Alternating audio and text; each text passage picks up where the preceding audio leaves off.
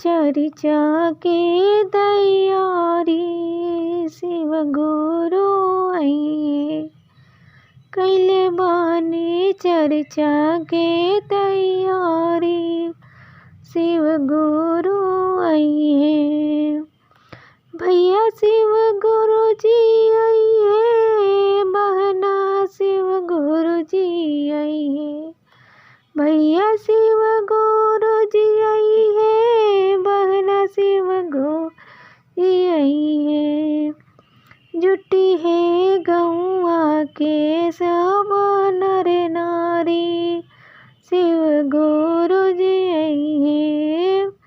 कैले बानी चर्चा के तैयारी शिव गुरु जी आइए।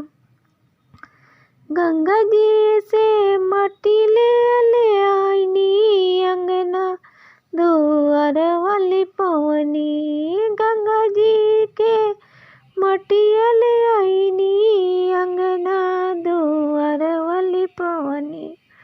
धतुरवा के फूलवा फलवा भांग के पतिया हो जुटवनी। आरती के सजल बाटे थाली शिव गुरु जी आइए।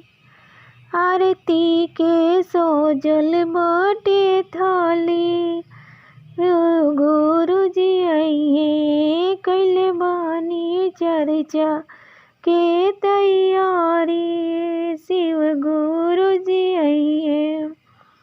आसन लगावले बानी बघवा के छाला सखिया।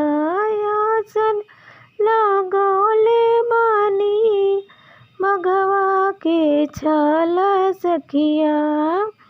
गुरु खाती लाइल बानी रुद्र के माला सखिया। भभूति लगाई में बारी बारी शिव गुरु जी आइए। कैले बानी चर्चा के तैयारी शिव गुरु जी आइए। आसन बैठाई गुरु के सब मिलके करम पूजनवा। आसन बैठाई गुरु के सब मिलके करम पूजनवा। चर्चा में गाइल जाई शिव गुरु के हो भजनवा।